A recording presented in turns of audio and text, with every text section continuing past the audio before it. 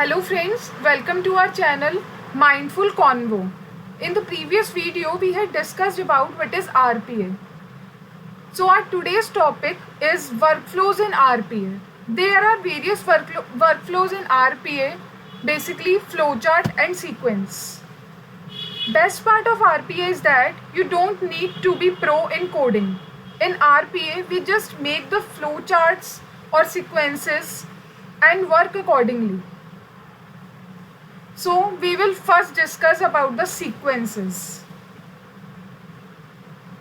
When we want to go from one activity to another, we use sequences. Basically, when the workflow is linear and smaller, then sequences are used. Although it is said that we can achieve almost everything from flowchart as well as sequence. But we need to keep in mind that when the statements involve complex decisions and loops, flowchart is better alternative. But today we will discuss about the sequence. Basically, if the process involves actions that are performed one after the another, then sequence is preferred. So today we will take one example. Now we are going to do the practical on the UiPath Studio. So in UiPath Studio, basically we have activities panel and we have this variable panel in which we have to make variables, define their scope and define their default expressions. We will discuss later about other things. First, we have to do the practical of one of the example that we have to give salutation to one of the individual. In this, we will take sequence because we have to do one by one activity. Just like we have to take one inbox, that is input dialog box.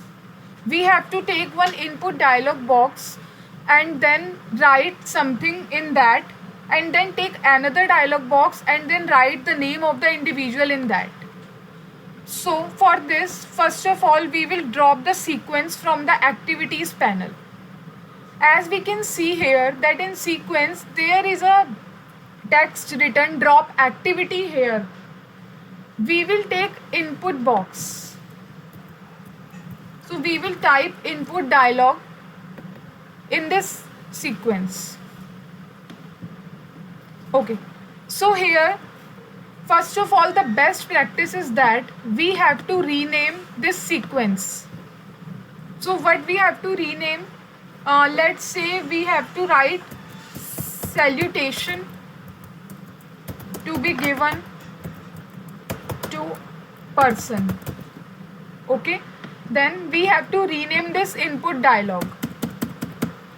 So input dialog should be renamed as, we can rename as salutation dialog box. Okay, then what should be the title? What should be the title that should be displayed at the upper side of the input dialog box? Since it is written that text must be quoted, so we will write this in the quotes. So what we will written here, salutation. Okay, then in the text we will write, let's say hi. Now from this dialog box, user has to enter his result. So this result should be saved in a variable. So for this we have to create one variable that is of string type, because we need to take the input from the user in the string form. So the name of the variable will be, let's say, variable1. Okay, and then when we click on this dialog box, we will see at the right side the properties panel in which the result is written. So we will store the variable 1 in this result input field, so that when the user will enter the result, then it will store in the variable 1 variable type. Then we will take another input dialog box. Then again we need to rename it, and the name we will given to it is like username. Then the title should be given as, let's say, enter username. Then the label is, please enter the name of user.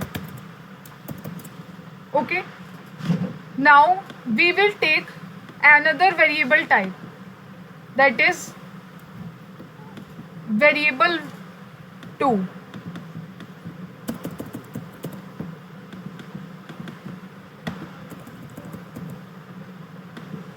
We have to take this in string form. Wait a minute.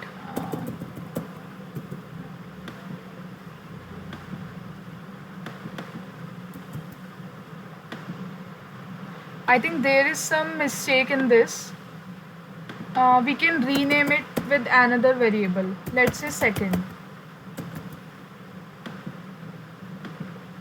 Okay. Then the same as before, we have to save this variable in the result of the second input dialog box. Okay, let's run this.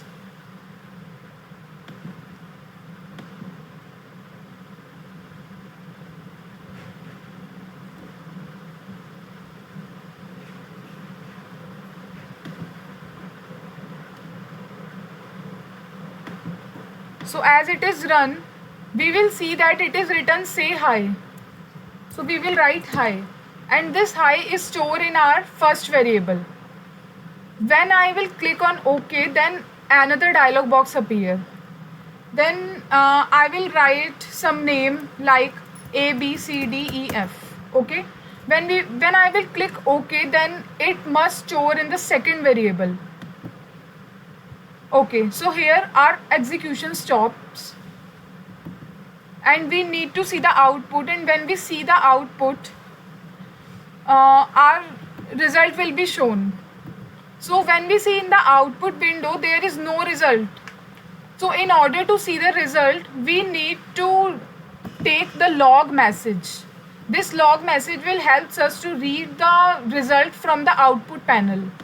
First of all, as we all know about the log level. Log level means whether it is of info, error or warning. In this we have to take info. Then in message, what we will write, var1 plus second. Okay, so what does it mean? Hi and the name of the user. Okay, let's run the second time.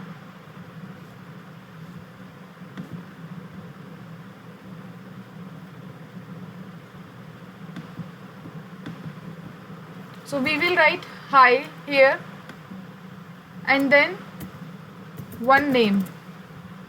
When we will click on OK, the execution stops, and when we will see, the result is shown in the output window like hi A, B, C, D, E, F. We will see here that there is no space. So it's up to us how can we display our result. So we have to put some space between it. Okay, now let's run again.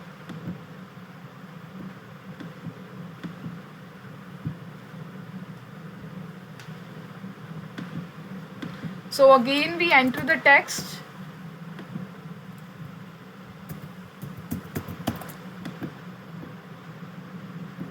Now we click on the output and we will see that there is a space between both the variables. So that's it for today. Thank you friends. Please like and subscribe my channel, and for any query please comment me in the comment box. Thank you friends. Goodbye.